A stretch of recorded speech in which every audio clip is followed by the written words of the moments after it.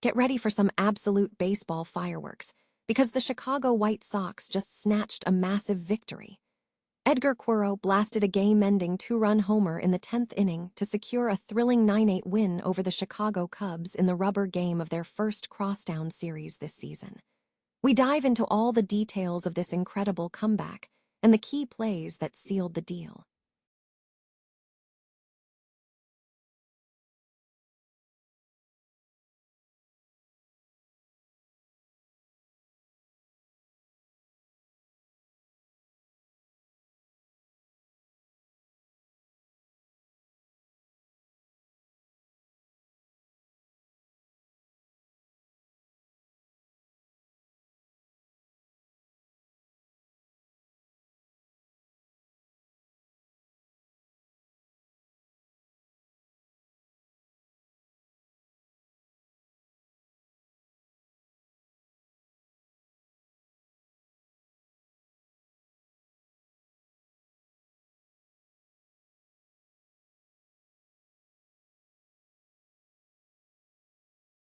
Justin Peters' heroics and Michael Conforto's game-tying shot. This series delivered unforgettable baseball. Finally, we examine the future of the Chicago Cubs infield as they face a major decision regarding infielder Matt Shaw. We discuss why the Cubs might be considering moving Shaw ahead of the trade deadline as they search for additional pitching help, and what this means for the team's long-term strategy. Don't miss the rest of the action. Stay with us. The Chicago White Sox secured a dramatic 9-8 victory over the Chicago Cubs in a 10-inning rubber game on Sunday, marking a significant moment in their Crosstown series this season. The decisive blow came in the bottom of the 10th inning when Edgar Quero blasted a two-run homer, capping off an impressive performance for the White Sox. Quero's home run was a 95.5 mph fastball from Ryan Rollison, his first home run of the year. He finished the game with 3 hits and 3 RBIs, contributing to a strong offensive showing.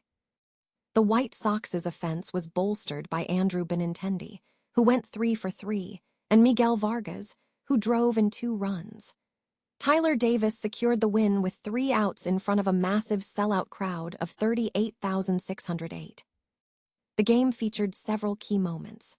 The White Sox established an early lead with Tristan Peters' first career home run in the 8th inning, a 3-run shot off Phil Maton. However, the Cubs mounted a comeback, tying the game in the 9th inning with a 3-run drive from Michael Conforto off Seranthony Dominguez.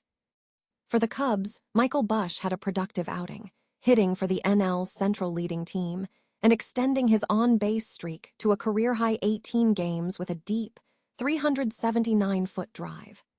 Alex Bregman also contributed with 2 hits and 2 RBIs.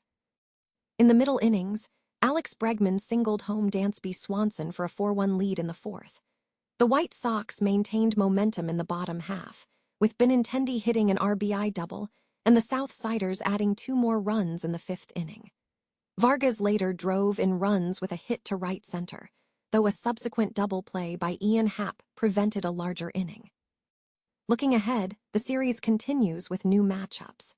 The Cubs will start Monday night against LHP Shota Imanaga, while the White Sox will begin a 3-game set against LHP Noah Schultz and Mariners RHP Brian Wu.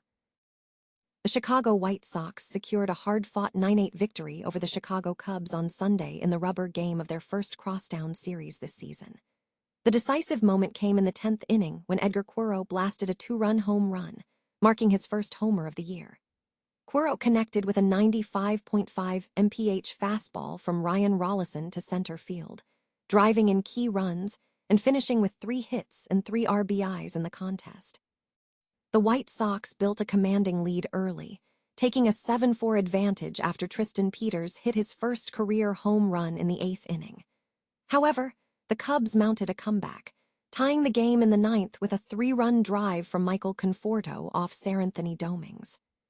For the White Sox, Andrew Benintendi contributed 3 hits, and Miguel Vargas drove in 2 runs, solidifying an impressive 7-2 homestand.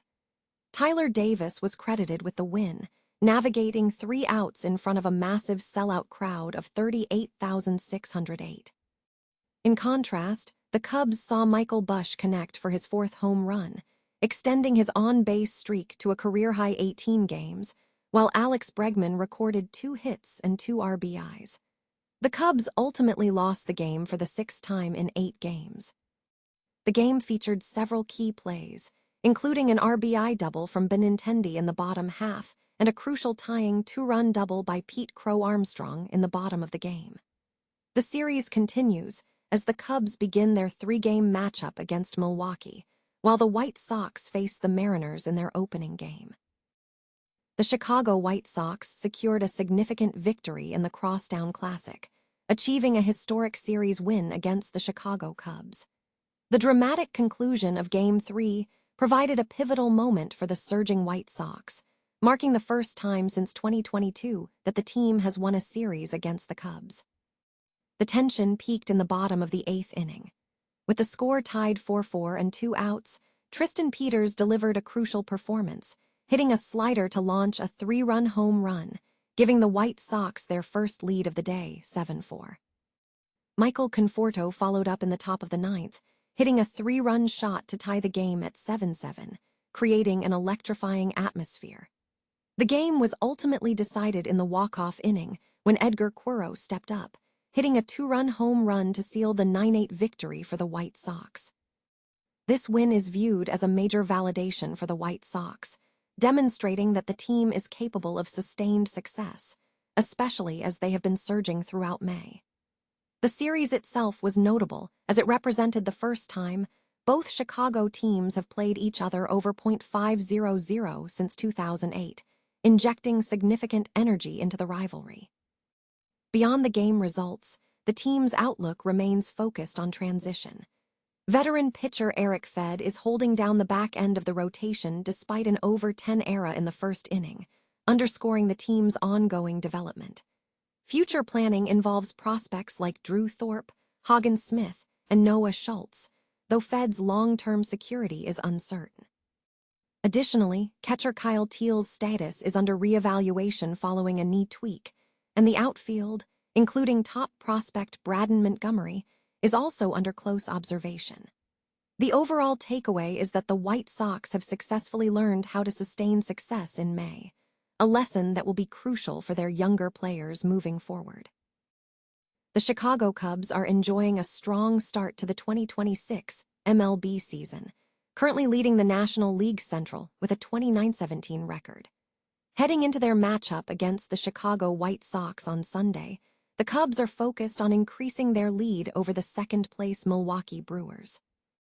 Ahead of the game, the Cubs released their lineup, confirming that 24-year-old infielder Matt Shaw will not be in the starting rotation.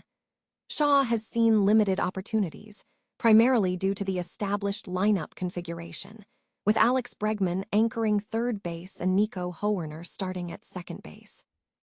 Shaw has appeared in only 22 games this season, hitting .256 with a .728 ops and 3 home runs.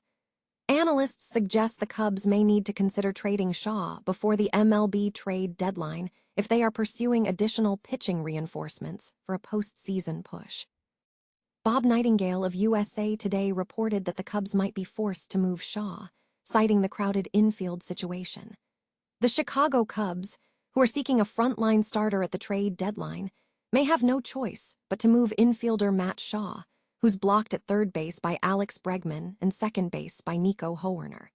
He has been in the starting lineup just 22 times this season. Shaw was initially viewed as a key young infielder and a potential long-term cornerstone for the Cubs. However, the signing of former Gold Glove winner Alex Bregman to a substantial 5-year, $175 million contract significantly reshaped the infield dynamic.